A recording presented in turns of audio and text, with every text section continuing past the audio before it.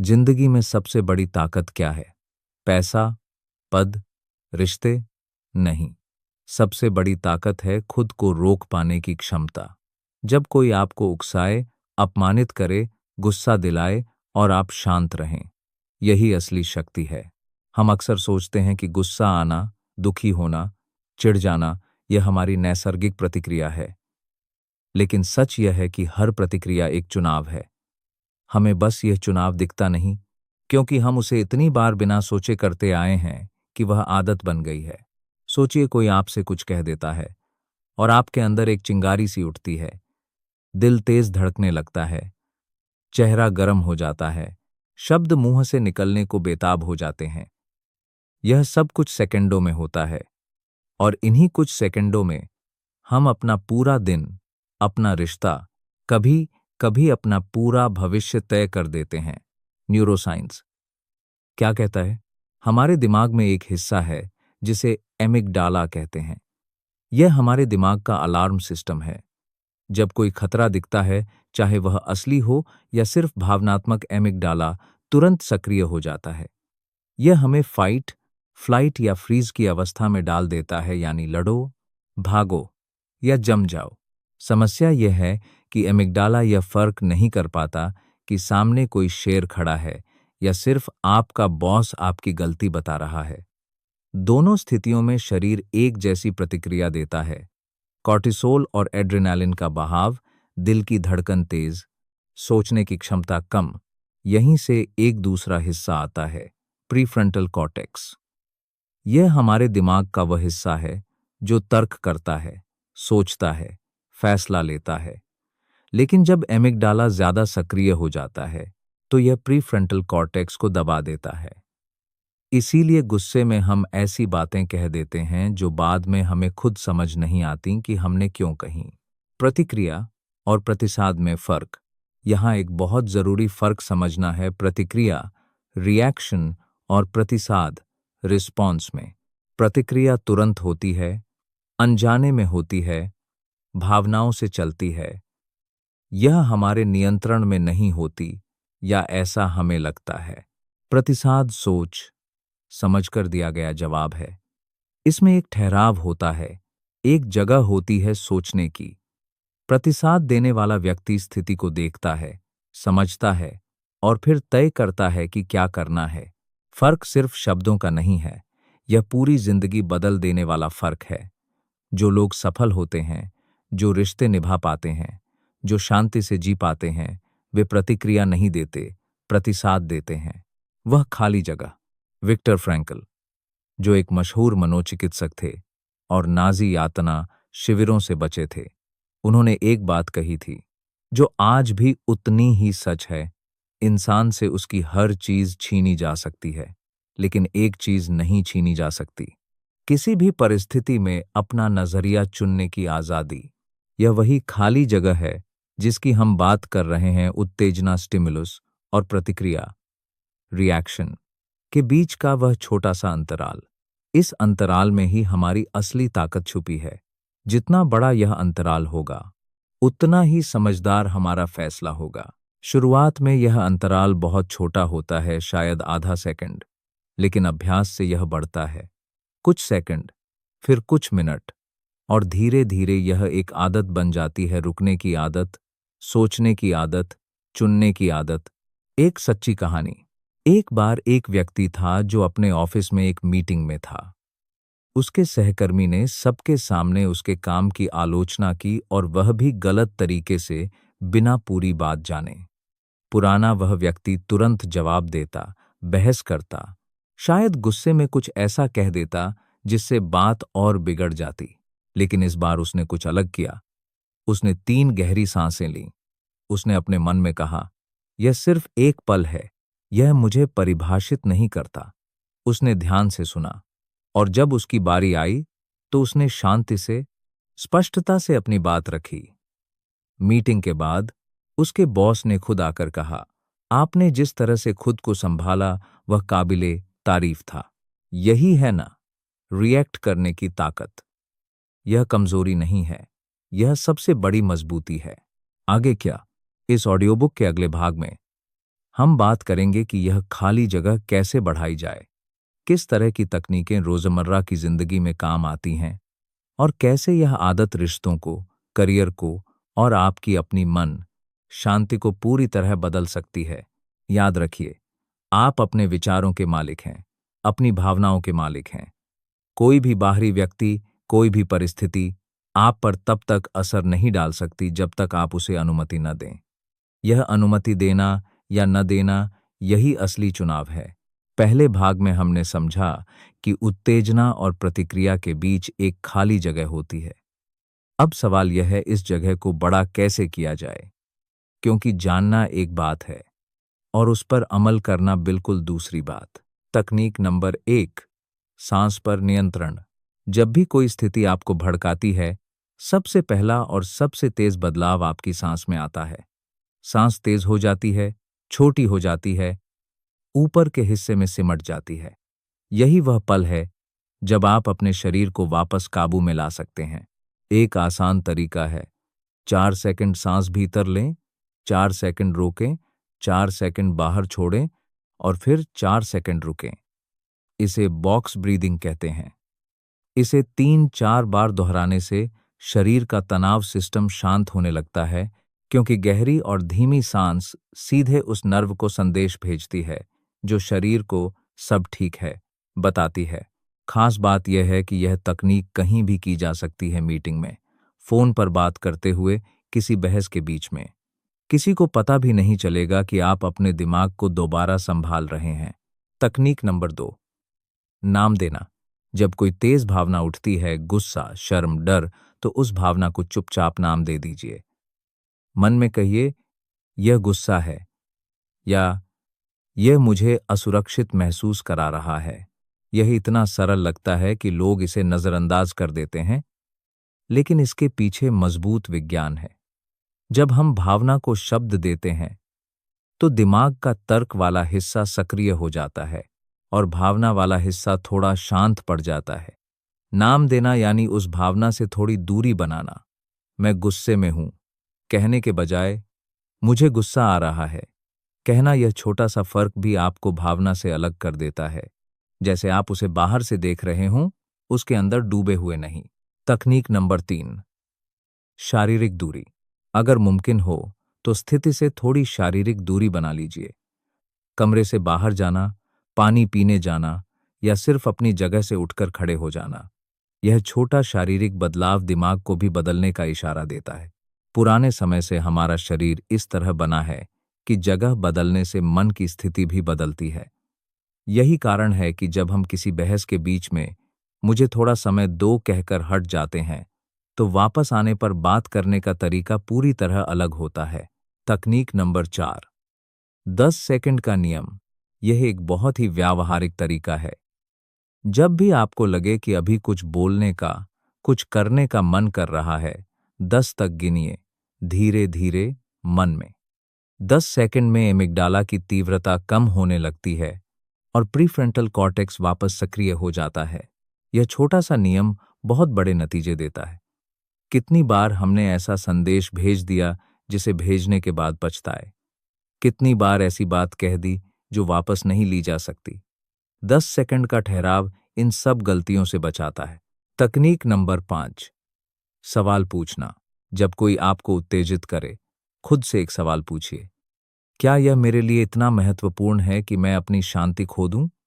या 5 साल बाद क्या यह बात याद रहेगी? यह सवाल हमें बड़ी तस्वीर दिखाता है। ज्यादातर बार जिस बात पर हम इतना उत्तेजित हो जाते हैं, वह असल में इतनी बड़ी नहीं होती। हमारा दिमाग उसे बड़ा बना देता है, क्योंकि उस पल में सिर्फ वही चीज दिख रही होती है। रोजमर्रा की जिंदगी में इस्तेमाल। अब बात करते हैं कि यह तकनीकें असल जिंदगी में कैसे काम आती हैं। ट्रैफिक में कोई गाड़ी अचानक आगे आ जाए, हॉर्न बजने लगे, यह रोज की झुंझलाहट है। यहां 10 सेकंड का नियम बहुत कारगर है। गहरी सांस लीजिए और सोचिए कि इस एक पल की झुंझलाहट आपके पूरे दिन को खराब करने लायक नहीं है। परिवार में माता पिता, पति पत्नी, बच्चों के साथ अक्सर पुरानी बातें, पुराने पैटर्न उभर आते हैं। यहां नाम देने की तकनीक बहुत मदद करती है। यह पुरानी चिढ़ है। यह अभी की बात नहीं है। काम पर जब बॉस या सहकर्मी कुछ ऐसा कहे जो चोट पहुंचाए, वहां शारीरिक दूरी और सवाल पूछने की तकनीक साथ में काम करती हैं। थोड़ा रुकिए, खुद से पूछिए कि असल मुद्दा क्या है और फिर जवाब दीजिए। सोशल मीडिया पर किसी अनजान व्यक्ति की टिप्पणी पर गुस्सा आना बहुत आसान है। यहां याद रखिए, आपको हर बात का जवाब देने की जरूरत नहीं है। जवाब न देना भी एक जवाब है, और अक्सर सबसे ताकतवर जवाब होता है। अभ्यास जरूरी है। यह सारी तकनीकें एक बार पढ़ने से नहीं आती। यह वैसी ही हैं जैसे किसी मसल को मजबूत करना। रोज थोड़ा अभ्यास, धीरे धीरे बड़ा बदलाव। शुरुआत में आप भूल जाएंगे, फिर से रिएक्ट कर जाएंगे। यह सामान्य है। हर बार जब आपको याद आए कि आप रिएक्ट कर गए, वह भी एक जीत है, क्योंकि जागरूकता ही पहला कदम है। रिश्ते वह जगह हैं जहां हमारी प्रतिक्रियाएं सबसे ज्यादा उभरती हैं। क्यों? क्योंकि जिनसे हम सबसे ज्यादा प्यार करते हैं, वही हमें सबसे ज्यादा प्रभावित कर पाते हैं। एक अनजान व्यक्ति की बात हमें उतना असर नहीं करती जितना अपने पति, पत्नी, माता पिता या बच्चे की एक छोटी सी बात कर जाती है। पुराने जख्म, नई प्रतिक्रियाएं। अक्सर जब हम किसी करीबी पर बहुत तेजी से रिएक्ट करते हैं, तो असल में वह प्रतिक्रिया उस पल की नहीं होती, वह किसी पुराने जख्म से जुड़ी होती है।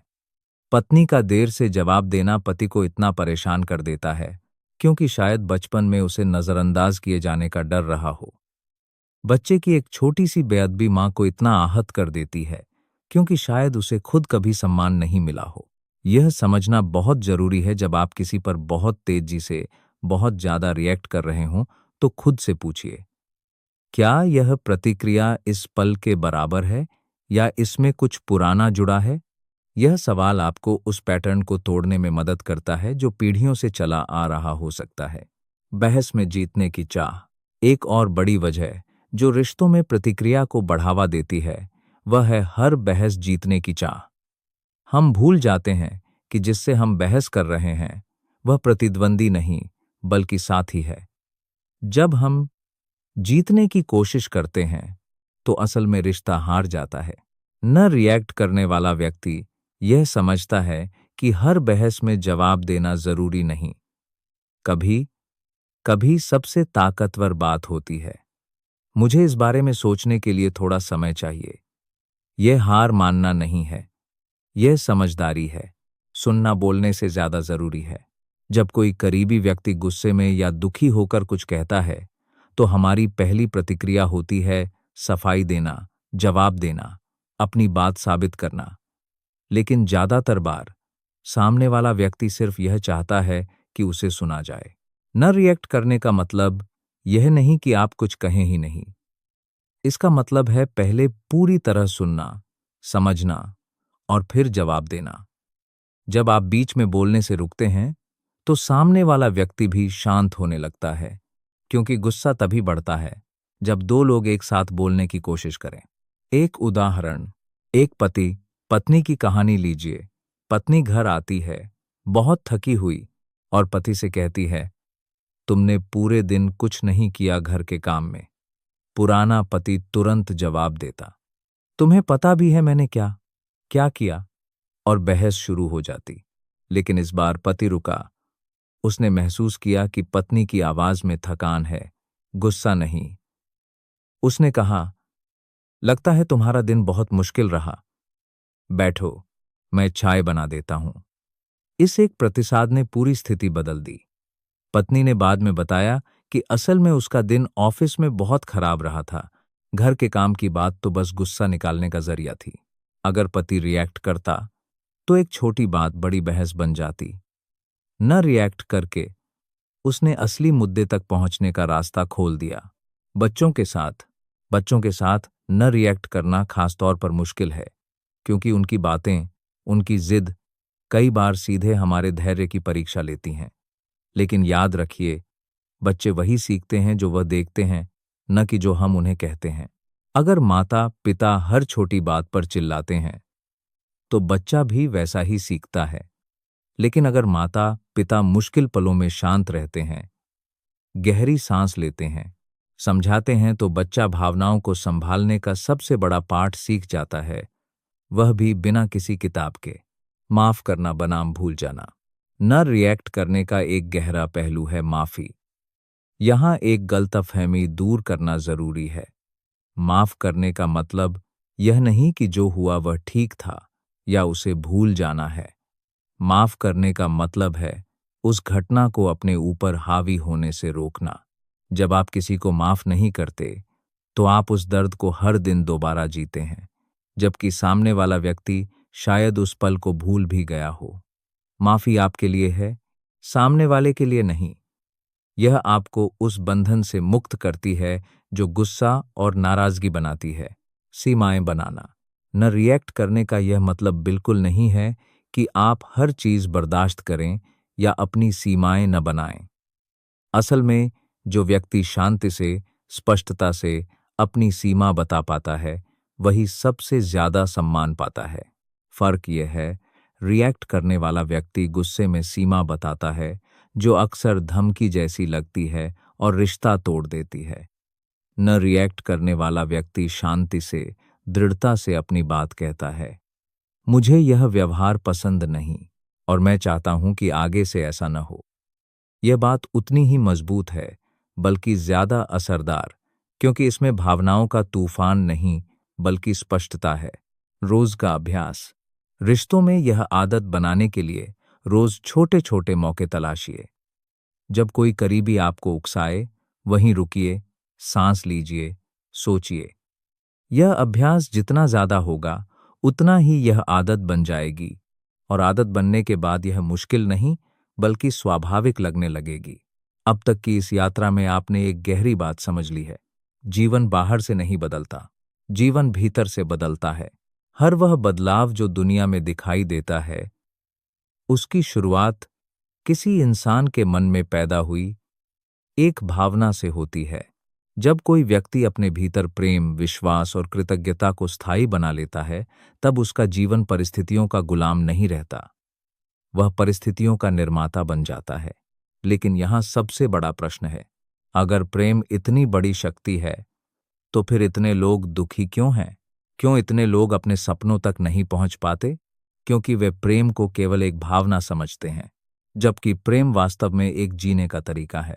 यह केवल किसी खास इंसान के लिए महसूस की जाने वाली भावना नहीं है। यह हर सुबह जागने का तरीका है, हर निर्णय लेने का तरीका है, हर चुनौती का सामना करने का तरीका है, हर असफलता से सीखने का तरीका है। यही कारण है कि जिन लोगों ने इतिहास बदला, वे केवल प्रतिभाशाली नहीं थे, वे अपने उद्देश्य से प्रेम करते थे। जब दुनिया ने उन्हें रोका, उन्होंने अपने उद्देश्य से प्रेम करना नहीं छोड़ा। जब लोग उनका मजाक उड़ाते रहे, उन्होंने अपने सपनों पर विश्वास करना नहीं छोड़ा। जब असफलताएं मिलीं, उन्होंने सीखना नहीं छोड़ा। क्यों? क्योंकि प्रेम हार नहीं मानता, डर हार मानता है, शिकायत हार मानती है, नकारात्मक सोच हार मानती है, लेकिन प्रेम हमेशा आगे बढ़ता है। अब कल्पना कीजिए, यदि आज से 1 वर्ष तक आप हर सुबह 3 काम करें। पहला, उठते ही अपने जीवन की 5 चीजों के लिए दिल से धन्यवाद दें। दूसरा, दिन की शुरुआत यह सोचकर करें कि आज मैं जहां भी जाऊंगा, अपने साथ सकारात्मक ऊर्जा लेकर जाऊंगा। तीसरा, रात को सोने से पहले यह सोचें कि आज मैंने क्या सीखा और कल मैं कैसे बेहतर बन सकता हूं। सिर्फ ये 3 आदतें धीरे धीरे आपके पूरे व्यक्तित्व को बदल देंगी, क्योंकि आदतें ही भविष्य बनाती हैं। हर महान जीवन महान आदतों से बनता है। याद रखिए, जब आप किसी से प्रेम करते हैं, तो आप उसकी कमियों से ज्यादा उसकी अच्छाइयों को देखते हैं। ठीक उसी तरह अपने जीवन से भी प्रेम करना सीखिए। यदि अभी सब कुछ वैसा नहीं है जैसा आप चाहते हैं, तो भी अपने सफर से नफरत मत कीजिए, क्योंकि नफरत कभी विकास नहीं लाती, प्रेम हमेशा विकास लाता है। हर बार जब आप अपने आप से कहते हैं, मैं कुछ नहीं कर सकता, तो आपका मन धीरे धीरे उस झूठ को सच मानने लगता है। लेकिन जब आप कहते हैं, मैं सीख सकता हूं, मैं बदल सकता हूं, मैं बेहतर बन सकता हूं, तब आपका दिमाग नए रास्ते खोजने लगता है। यही आत्म प्रेम है। यह अहंकार नहीं, यह स्वयं पर विश्वास है, और बिना स्वयं पर विश्वास किए दुनिया का कोई भी व्यक्ति आपको लंबे समय तक सफल नहीं बना सकता। अब एक अंतिम अभ्यास कीजिए। अपनी आंखें बंद कीजिए। कल्पना कीजिए कि आपके सामने आपका भविष्य खड़ा है। एक ऐसा भविष्य जहां आपके चेहरे पर आत्मविश्वास है, आपका शरीर स्वस्थ है, आपके रिश्ते मजबूत हैं, आप आर्थिक रूप से पहले से बेहतर हैं, आप हर सुबह उत्साह के साथ उठते हैं। अब उस भविष्य वाले स्वयं से एक प्रश्न पूछिए, तुम यहां तक कैसे पहुंचे? और ध्यान से सुनिए। शायद वह कहे, मैंने शिकायत करना छोड़ दिया, मैंने खुद से प्रेम करना शुरू किया, मैंने हर दिन छोटे छोटे कदम उठाए, मैंने डर से ज्यादा विश्वास को चुना। यही वह उत्तर है जिसकी आपको तलाश थी। दोस्तों, जीवन में चमत्कार अचानक नहीं होते, वे रोज लिए गए छोटे छोटे सही निर्णयों का परिणाम होते हैं। जब आप हर दिन प्रेम चुनते हैं, तो आप हर दिन एक नया भविष्य चुनते हैं। जब आप कृतज्ञता चुनते हैं, तो आप कमी के बजाय समृद्धि को आमंत्रित करते हैं। जब आप क्षमा चुनते हैं, तो आप अपने मन को आजाद कर देते हैं। और जब आप अपने उद्देश्य से प्रेम करते हैं, तो पूरी दुनिया धीरे धीरे आपके लिए रास्ते खोलने लगती है। याद रखिए, आपका जीवन आपकी परिस्थितियों से नहीं, आपकी ऊर्जा से आकार लेता है। आपका भविष्य आपके भाग्य से नहीं, आपकी आदतों से बनता है। और आपकी सबसे बड़ी शक्ति न पैसा है, न पहचान, न किस्मत। आपकी सबसे बड़ी शक्ति है प्रेम। जब प्रेम आपके विचारों में होगा, तो आपके शब्द बदल जाएंगे। जब शब्द बदलेंगे, तो आपके कर्म बदलेंगे। जब कर्म बदलेंगे, तो आपका चरित्र बदलेगा। और जब चरित्र बदल जाएगा, तो आपकी पूरी जिंदगी बदल जाएगी। इसलिए आज, अभी, इसी क्षण एक निर्णय लीजिए। अतीत चाहे जैसा भी रहा हो, आज से मैं प्रेम को चुनूंगा, मैं कृतज्ञता को चुनूंगा, मैं विश्वास को चुनूंगा, मैं अपने सपनों पर काम करूंगा, और मैं हर दिन पहले से बेहतर इंसान बनने की कोशिश करूंगा। क्योंकि जिस इंसान ने प्रेम की शक्ति को समझ लिया, उसने जीवन का सबसे बड़ा रहस्य समझ लिया।